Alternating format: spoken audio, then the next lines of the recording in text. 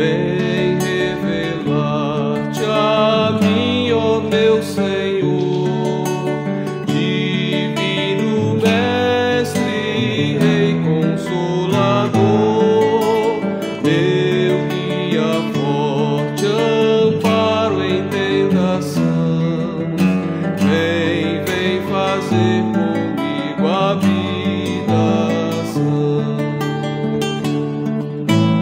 Em breve aqui terei meu fim mortal, desaparece o gozo real. Mudanças vejo em tudo e corrupção, comigo faz eterna habitação.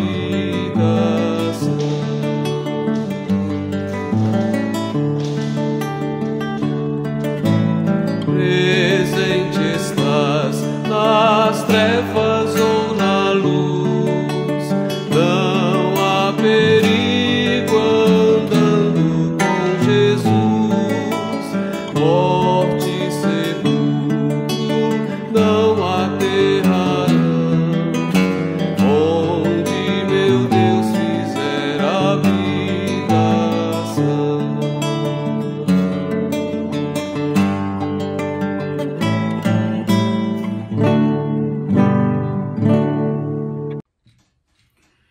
Você está na Quarta com o Bispo, um programa da Igreja Metodista. Quero saudar aos colegas pastores, pastoras, a todos os nossos irmãos e irmãs que nos acompanham pelo canal do YouTube.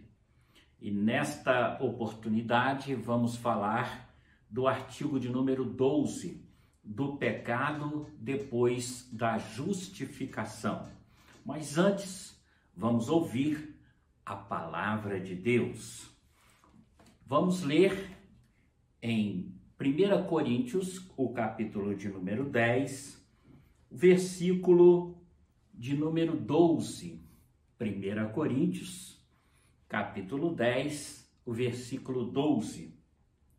A palavra de Deus afirma: aquele, pois, que pensa estar de pé, veja que não caia. Aquele, porém, que pensa estar de pé, veja que não caia. Palavra do Senhor. Vamos ouvir a leitura também em nossos cânones do artigo 12 de Religião do Metodismo Histórico, do pecado depois da justificação. E vamos ver o que nos diz os nossos cânones. Nem todo pecado voluntariamente cometido depois da justificação é pecado contra o Espírito Santo e imperdoável. Logo, não se deve negar a possibilidade de arrependimento aos que caem em pecado depois da justificação. Depois de termos recebido o Espírito Santo, é possível apartarmos-nos da graça recebida e cair em pecado. E pela graça de Deus, levantarmos-nos de novo e emendar nossa vida. Devem, portanto, ser condenados os que digam que não podem mais pecar enquanto aqui vivem, ou que neguem a possibilidade de perdão àqueles que verdadeiramente se arrependam. Nossos cânones e esse artigo 12 de Religião do Metodismo Histórico, do pecado depois da justificação, nos coloca essa possibilidade. Nós aceitamos a Jesus como Senhor e Salvador da nossa vida. Fomos, por esta atitude e pela conversão, justificados. Mas não significa que depois de aceitarmos Jesus e de sermos justificados, que nós não vamos mais cometer pecados. Tanto que o texto lido de 1 Coríntios 10, 12 nos diz: aquele que pensa estar em pé, veja que não caia. Temos que ter cuidado, temos que ter prevenção, porque mesmo depois de termos aceitado a Jesus como Senhor e Salvador da nossa vida, nós ainda podemos cometer pecados, mesmo depois de sermos justificados por Deus, nós ainda podemos cometer algum erro, algum pecado, alguma falha.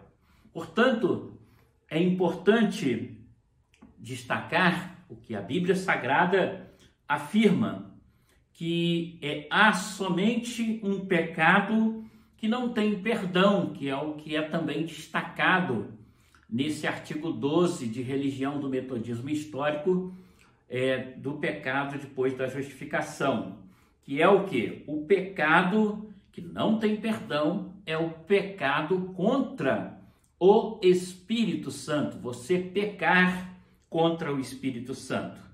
A Bíblia, ela declara no Evangelho de Marcos, capítulo 3, versículo 29, o seguinte: mas aquele que blasfemar contra o Espírito Santo nunca terá perdão, visto que é réu de pecado eterno.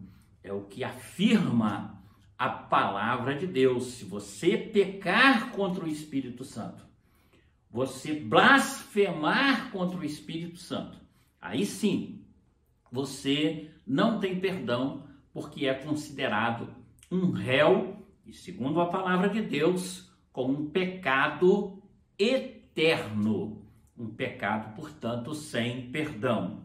Mas não significa que, se porventura você cometer algum outro pecado que não seja contra o Espírito Santo, e você não terá perdão. O único pecado que a Bíblia destaca não ter perdão é a blasfema contra o Espírito Santo de Deus. John Mackenzie, ele diz o seguinte: blasfêmia é uma linguagem abusiva ou depreciativa em relação a Deus e as coisas sagradas. No Código de Santidade, a blasfêmia era punida com a lapidação. Então, Mackenzie afirma que essa linguagem abusiva, depreciativa em relação a Deus ou as coisas sagradas, ela é um pecado contra o Espírito Santo, contra o próprio Deus. E, portanto, é um pecado que não tem perdão, né? Em Levítico, capítulo 24, versículo de número 16, também nos afirma: aquele que blasfemar contra o nome do Senhor será morto. Toda a congregação o apedrejará. Esse era um livro da lei, e havia essa lei, né? Os 5 primeiros livros da Bíblia são vistos como Pentateuco, livros da lei. E aqui ainda afirma: tanto o estrangeiro como o natural da terra, blasfemando contra o nome do Senhor, será morto. Então não importa quem seria a pessoa que blasfemasse contra o Espírito Santo, mas a lei seria a mesma, tanto para o nativo como para o estrangeiro: apedrejamento até a morte. Então, uma lei dura, mas que visava a não levar as pessoas a blasfemar, a usar uma linguagem depreciativa, abusiva contra Deus ou contra o Espírito Santo de Deus, que no Novo Testamento é substituído por Jesus por uma lei que eu diria mais rígida ainda, que não visa penalizar apenas o corpo, mas sobretudo o espírito. Não tem perdão, né? Se você blasfema contra o Espírito Santo, você não tem perdão. É, portanto, um pecado sem perdão, visto assim no Antigo Testamento, com uma lei que levava o apedrejamento até a morte, como também no Novo Testamento, é um pecado que não tem perdão, punido no Antigo Testamento com a morte física, no Novo Testamento com a morte eterna, pior ainda, né? Como observamos dentro da palavra de Deus. Isso em relação ao Espírito Santo, mas não quer dizer que eu, pelo fato de ter aceitado a Jesus como Senhor e Salvador da minha vida, você, o ter aceitado a Jesus como Senhor e Salvador da sua vida, e você não venha a cometer pecado. Não sendo contra o Espírito Santo, esse pecado, uma vez cometido, se você tem o seu coração arrependido, se você busca a graça, o perdão de Deus, você, mesmo depois de ter sido justificado e ao pecar, obterá novamente o perdão de Deus. Veja o que nos diz 1 João, o capítulo 1, versículo 10. Se dissermos que não temos pecado, fazemos dele um mentiroso, e a palavra não está em nós. Então, eu não posso dizer que eu não tenho pecado nenhum, porque eu sou pastor, porque eu sou bispo, eu não peco. Seria um mentiroso e estaria fazendo da palavra de Deus uma mentira. Eu erro, eu cometo erros, pecados, eu faço aquilo que não deveria fazer. O apóstolo Paulo ele diz que o bem que eu tanto quero fazer, eu não faço. E o mal que eu não gostaria de fazer, eu acabo fazendo, eu acabo cometendo. Então, se nós somos crentes em Jesus, podemos sim cometer pecados, mesmo depois de aceitarmos a Jesus. Mas temos que, ao cometer estes pecados, pedir perdão ao nosso Deus, porque agora a nossa dívida, ela não é mais com Satanás, mas a nossa dívida é com Deus. E a mesma palavra de Deus, ela também afirma: se confessarmos os nossos pecados, o Senhor é fiel e justo para nos perdoar e nos purificar de toda injustiça. Este versículo, então, ele nos fala que nós temos essa possibilidade de pecarmos mesmo depois da justificação, que é o artigo principal desta doutrina. Mas, ao colocarmos a nossa dor, o nosso arrependimento, o nosso pedido de perdão no altar do Senhor, somos agraciados pelo perdão de Deus. Temos que ter um coração transparente e buscar, através da confissão do nosso pecado, o perdão de Deus por um coração arrependido perante o Senhor. Pior que o pecado da transgressão é o pecado da falta de transparência. É aquele crente em Jesus que faz como faziam os fariseus. Eu não sou como os demais, eu devolvo o meu dízimo, eu oro 3 vezes no dia, eu pratico o meu jejum, eu não sou como os demais.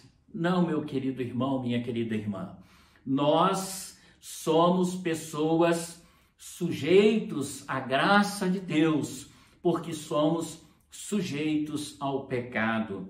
Então nós precisamos da graça de Deus na nossa vida. Nós somos carentes da graça de Deus na nossa vida. E podemos sim, mesmo depois de ser crente em Jesus, de ter aceitado a Jesus como Senhor e Salvador, cometer erros, cometer pecados, mas precisamos confessar, ser transparentes, precisamos buscar o perdão e não ficarmos entregues àquele pecado ou àquela situação, né, de morte, de tristeza, de dor. Não, vamos fazer o seguinte, vamos levantar, vamos sacudir a poeira, vamos dar a volta por cima, vamos crer que Jesus é aquele que pode mais uma vez nos perdoar, nos restaurar, nos purificar de todos os nossos pecados. Não vamos ignorar esta verdade da graça de Deus por uma autossuficiência ou hipocrisia, dizendo que não cometemos pecado, que não erramos, que nós estamos certos. Se confessarmos os nossos pecados, se realmente nos arrependermos, Ele, o Senhor, é fiel e justo para nos perdoar e para nos purificar de toda a nossa injustiça. Sem dúvida, nós não devemos ser escravos do pecado, pois o escravo, ele vive em absoluta sujeição e é dominado pelo pecado, ele é dependente, né, desta situação ali em relação ao seu erro ou ao seu pecado. Olha o que a palavra de Deus nos diz em Romanos 6,14. Porque o pecado não terá domínio sobre vocês, pois vocês não estão debaixo da lei, e sim da graça. Uma vez que você aceitou a Jesus, o pecado não tem domínio sobre você, porque você não está mais debaixo da lei, mas você está debaixo da graça de Deus. E esta graça de Deus, ela pode trazer a você novamente o arrependimento. Então, por que hoje você está afastado da presença de Deus?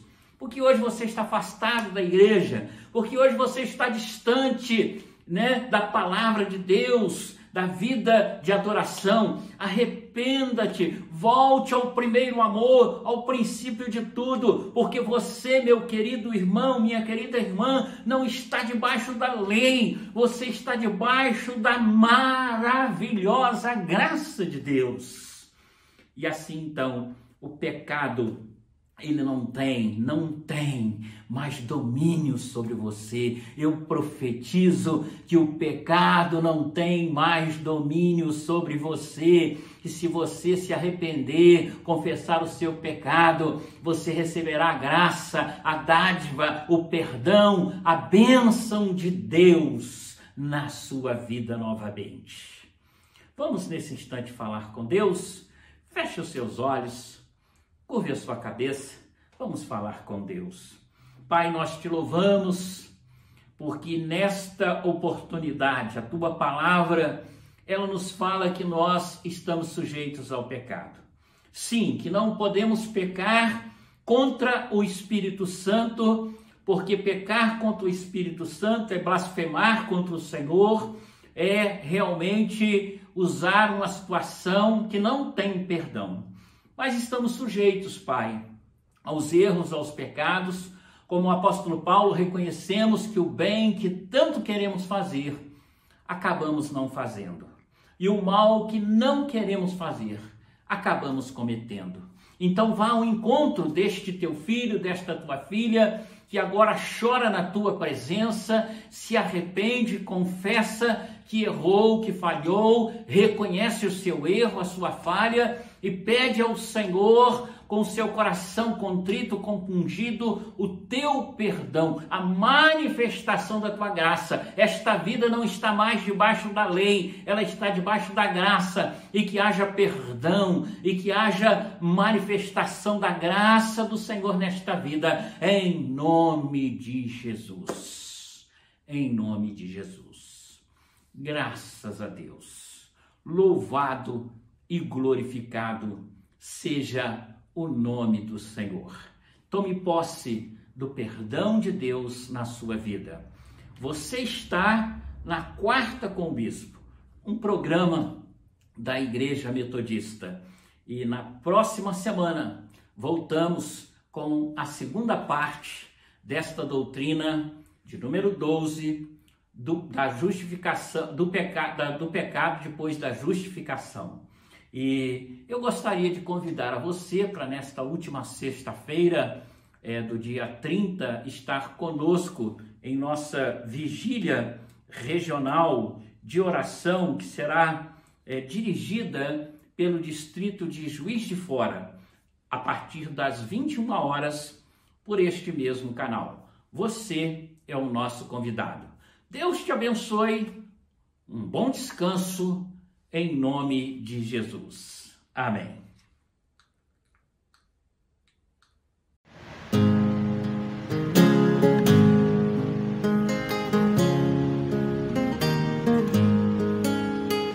Sempre vencendo, muito vitorioso, Cristo Jesus, o Senhor, é soberano, chefe bendito, em tudo Ele é o vencedor. Ele o supremo, guiando com seu imenso poder, todos avantes, pois crentes, todos lutar e vencer. Não é dos fortes a vitória, nem dos que correm melhor, mas dos fiéis e sinceros que seguem junto ao Senhor. Sempre vencendo, muito vitorioso, Cristo Jesus, o Senhor, em suas hostes inumeráveis, seu grande império esplendor. Tem Jesus no seu governo, cuidado e amor sem igual, sempre nos ama e protege com seu poder eternal. Não é dos fortes a vitória, nem dos que correm melhor, mas dos fiéis e sinceros que seguem junto ao Senhor. Sempre vencendo, muito vitorioso, Cristo Jesus, o Senhor. Reis e vassalos, servos e chefes, querem também seu favor.